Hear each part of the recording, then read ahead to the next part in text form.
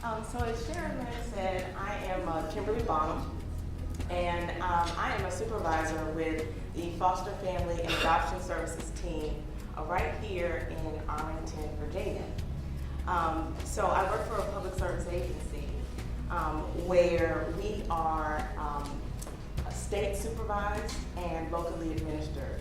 So there are 134 counties in Virginia, and Arlington is one of them. And so I've been employed with my agency now for 17 years, and I've been in my current position since 2014. And we're small but mighty, and you'll see when you see my numbers what we're looking like in terms of our comparison to the rest of you guys who are really from some larger agencies. But I am focusing on teens and adoption, their ambivalence, preparation, and readiness.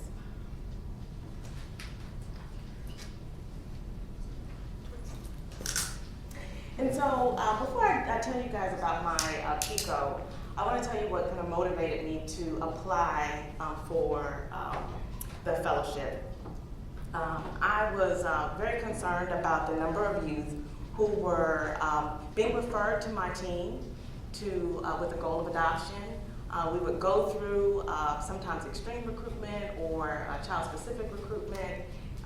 The youth would be matched with the family, and then they would change their minds.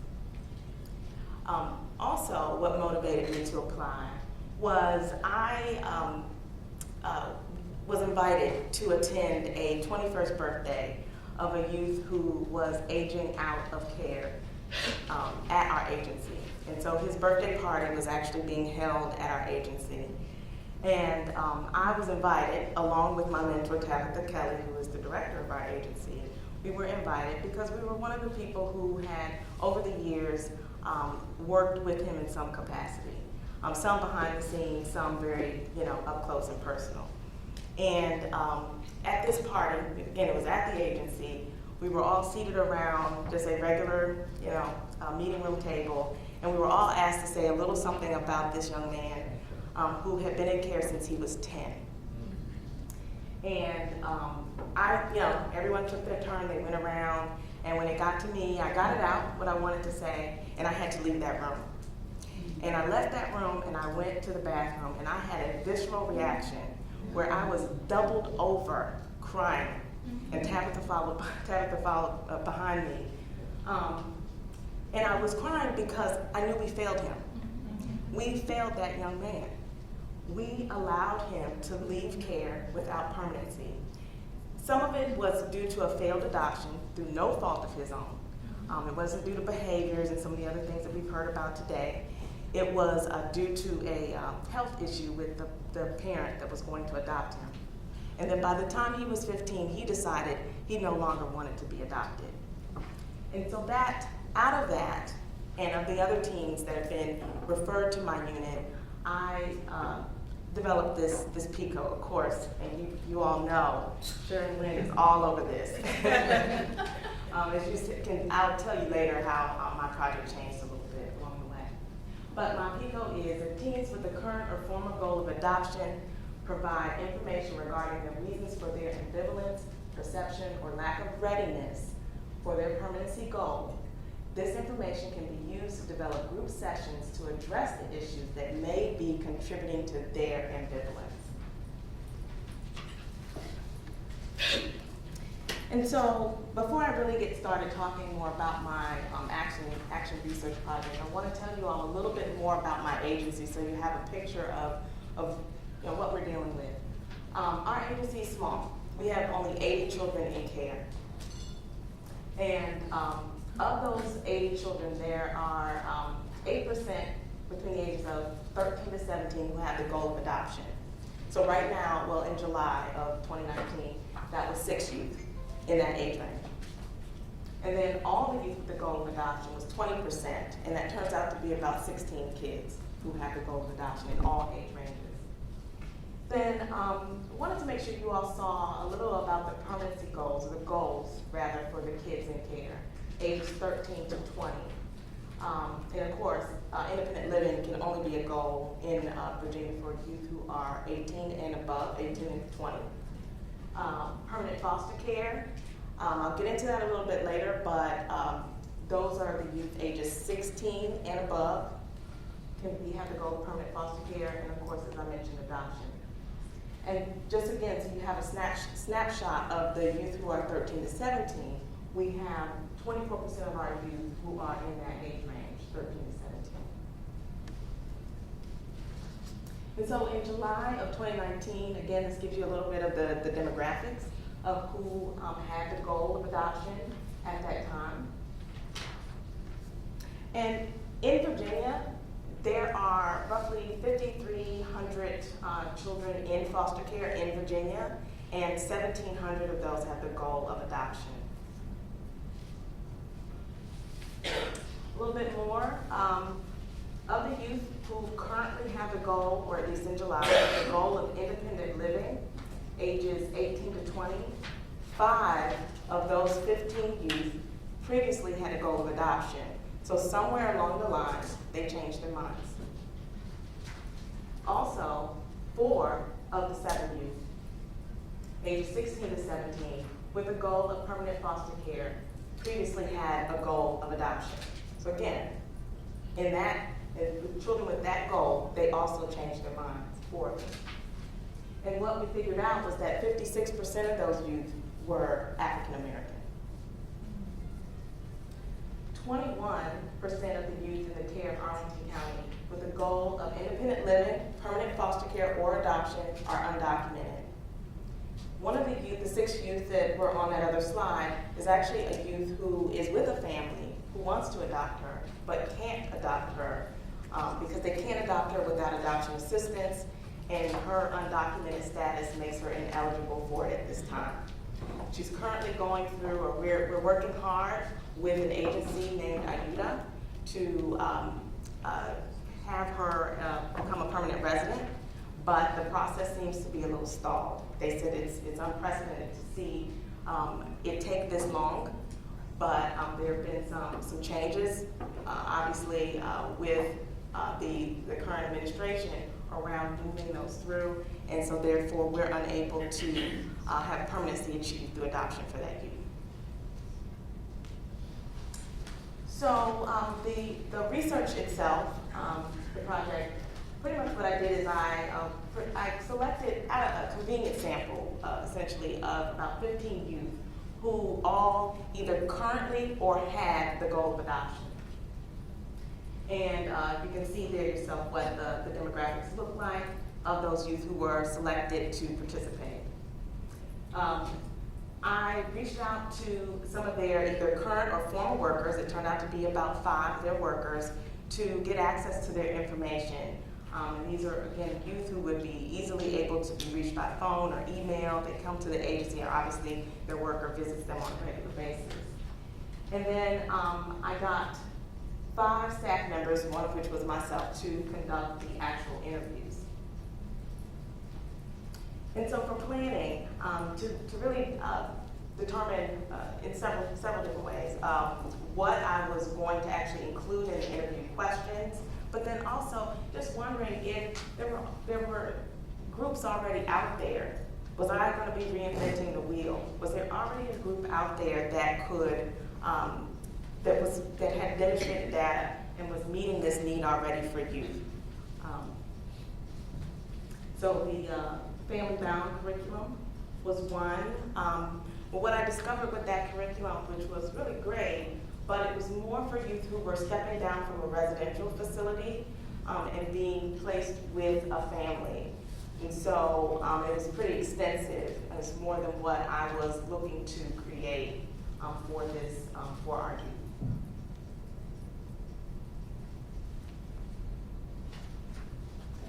So the interview questions were in these topic areas: adult support, adoption perceptions, permanence, adoption concerns, birth family loyalty, and identity. And just to give you an example of some of the questions that were asked of the youth.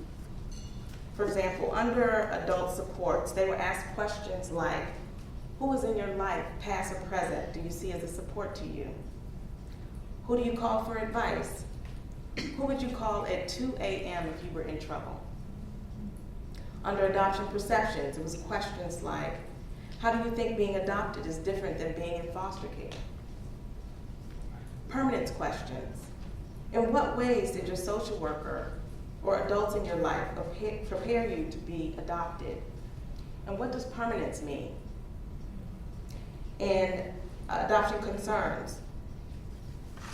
And again, this would depend on if the youth was currently matched with the family at the time of their interview, or if they were a youth who decided not to be adopted. Their question was slightly different in this area. If they decided they did not want to be adopted, their question was around, there was a time when you decided you did not want to be adopted. What made you change your mind? And then any of the responses in the other categories inform the birth family loyalty and identity responses. The interviews were either in person or by phone, and the average time was about 30 minutes depending on the youth. So it ended up that we had 10 youth who participated. They ranged in age from 15 to 20 years old.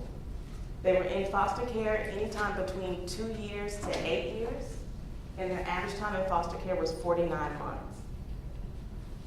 The demographics are there. There were 6 Hispanic youth, 3 African American, and 1 white.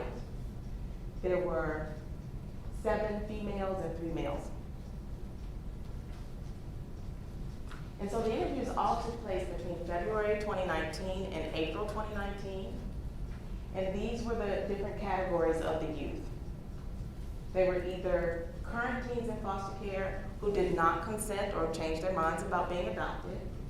They were current teens in foster care who consented to be adopted and matched with a family. Current teen in foster care with the goal of adoption not matched with an adopted family. Or a former youth in foster care who did not consent to be adopted. And so here were the results. Under adult support, and I was actually, I was a little surprised by this one. 40% of the youth who consented to be adopted was able to identify an adult support, someone who they would call at 2 a.m. if they were in trouble. And 40% who did not consent to be adopted, that's the one that actually surprised me, could also identify that adult. And there were two youth, and it turns out, again, our numbers are small. There was 2 youth, 20%, who either they named their DHS social worker, and if they named their DHS social worker as their only form of support, they were not included here. Adoption perceptions. So the questions again were asked around if the youth knew anyone who had been adopted, or they would tell what they knew about adoption or their experience with adoption. And in this case, 50% of the youth who did not consent to be adopted stated that they did not know anyone who had been adopted, or they associated adoption with something negative.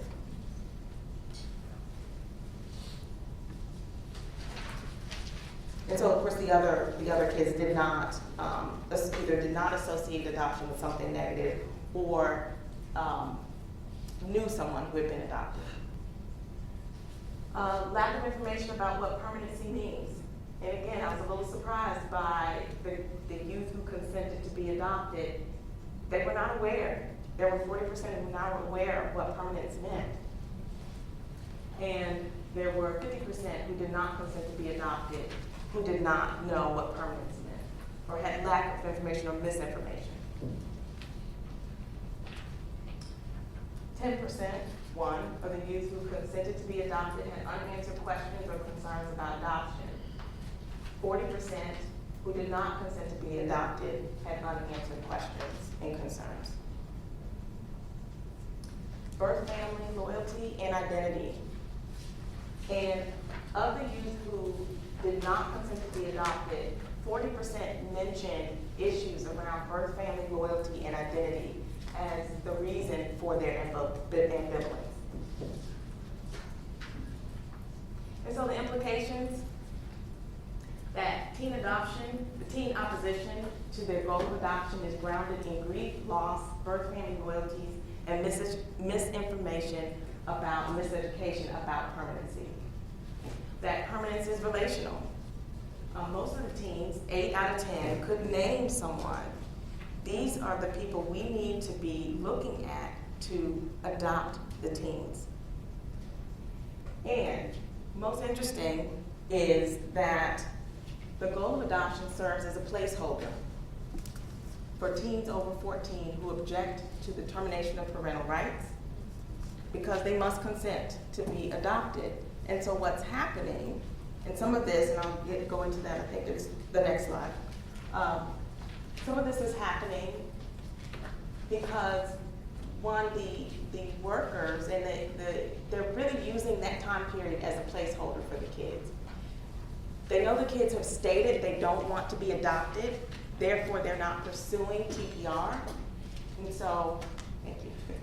And so during this time period, the kids are just, they have the goal of adoption on paper, but nothing's being done to educate them about that goal, to involve them in services that may match them with a family. It's just a placeholder. And so the impact of policy, the Preventing Sex Trafficking and Strengthening Families Act is the act that actually made the placeholder issue, put it in play.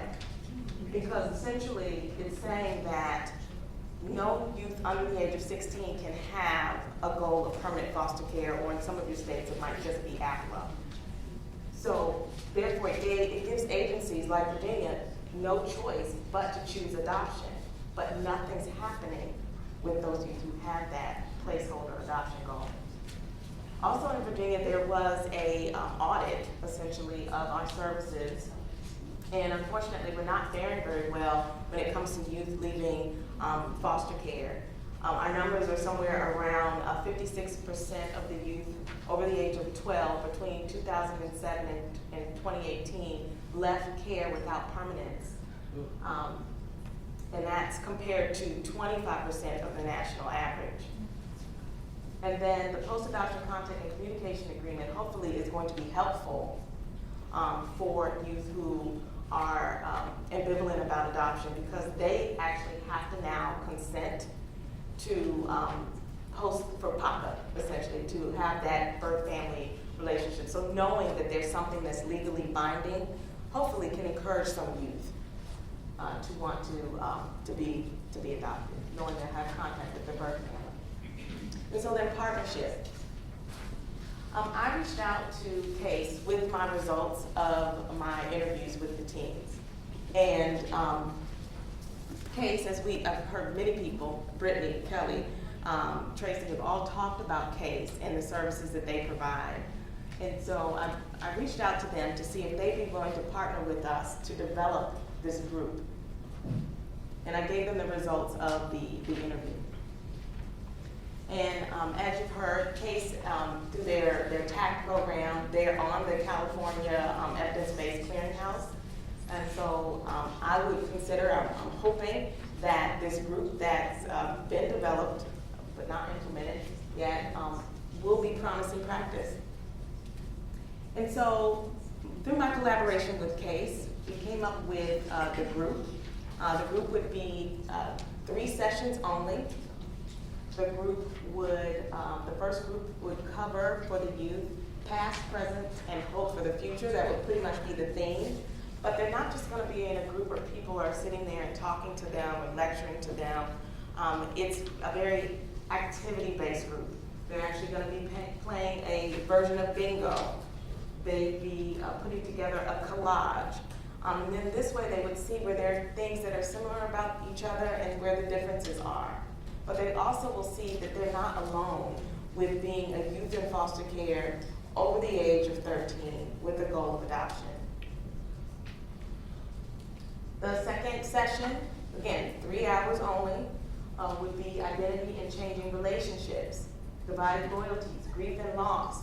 Really kind of diving in there a little bit with them and trying to address some of those issues. And then youth engagement. The last session would actually be a panel where there would be youth who were adopted, youth who decided not to be adopted, and they would talk about their experience, and the youth would get a chance to ask them questions. So to try to move this forward, this was my actual initial PICO was around the group happening and doing a life scale of before and after. However, we ran into a few issues. As you can see, the group was scheduled to take place June 1st. We came up with a title that would be engaging, we hoped, to youth, adoption or not. And I did a 1-page referral form, try to make it easy on the workers. I reached out to my neighboring counties because we're small. The group needed to have a minimum of 7, a maximum of 10. So we had 4 kids ready to go to participate in the group. I needed my neighboring jurisdictions to refer their kids. I reached out to them via email, phone, I left voice messages, I spoke to some of my counterparts. Tabitha went to meetings and talked about this group. My direct supervisor, our child welfare bureau chief, went to regional meetings, talked about the group, took the flyer. I got no referrals. So, but I'll get into that in just a little bit, depending on how much time I have left. And so, of course, the group would not take the place of other readiness practices, and of course, it would not take the place of any of the support and work that we need to provide to the potential families or the foster families that are in place to adopt the kids. Some of the limitations and lessons learned were time. Of course, more time would have helped. Interagency participation. I really needed the agencies in the northern region to refer their kids. Funding. Tabitha actually secured some funding for me, so that wasn't an issue. And in the middle of all of this, I applied for the adoption incentive grant and received it. So we had funding for this. Administrative practices and policies, of course, can unknowingly collide with the best practice for youth in care. And again, that's that sex trafficking piece and that placeholder issue that we find ourselves in now. Involvement and buy-in is needed. I need to do more than just have the conversations on the phones. I have to work the circuit. I need to go to the regional meetings. I need to present this information to them to help them have buy-in. And as I think back on when we started doing the interviews to inform the group, it would have been helpful if I had involved the agencies then so they could see some of their kids' responses in the actual interview results. And then, of course, legal status impacts permanency for our youth. I really feel that the program has helped me advance my understanding and skills in transformational leadership. I'm going to need those skills in order to get this group off the ground. I think people think it's a great idea, but to actually get people moving, the workers moving to fill out that referral and to send their kids, figure out that transportation to and from, I'm going to need to use those skills. Of course, research and policy is critical.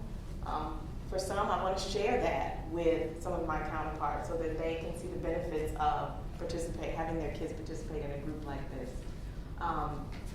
Strategies to address racial disproportionality and disparities. Of course, I probably don't have to tell you guys that the children in our care in Arlington are, disproportionately children of color compared to the, say, 64% of the population of Arlington County is white, but there's 39% of our kids are Hispanic or Latino, and 35% are African American. And 8% of our population in Arlington is African American, and 15% of our population is Latino or Hispanic. And of course, the importance of data informing practice, and also practice informing data, like the other way around. I really learned that I have to use that. I have to put that out there so that people on my team, so that they have an understanding of why we would even want to do a group like this, to help them with their buy-in. And I also know I'm going to need that data to share with those other agencies to get them to refer their kids. The next steps is to create that Likert scale for that before and after to really see the results that I expect to be evidence promising. And to involve actually the state. As I mentioned, we are state supervised. There is a state adoption program manager. I need to reach out to that person and actually ensure that I'm at those meetings, that she's talking about this group, because CASE actually provides the post-adoption case management for the state of Virginia. And so I have that backing. If I could kind of use that as my springboard to get the VDSS program manager to have me come along with her to some meetings, maybe I can promote this group even more. And then of course, my wish would be that we would, all of us agencies in the northern region, which is 4 of us counties, could share the hosting of this group for our kids so that we could have a steady stream of kids that could go to these groups as their goal changes to adoption. So even the kids who are in the placeholder position could go to these groups because Arlington's hosting it, City of Alexandria is hosting it, and so is Fairfax. So then we're all able to refer our kids throughout the year. And lastly, I'd like to really thank Sharon for all of her support. Again, as my PICO changed and as I needed support and coaching through this process, especially when I was so frustrated that the group didn't take off. So I really appreciate that. And of course, my mentor, Kimberly, and I really appreciated being part of this wonderful fellowship.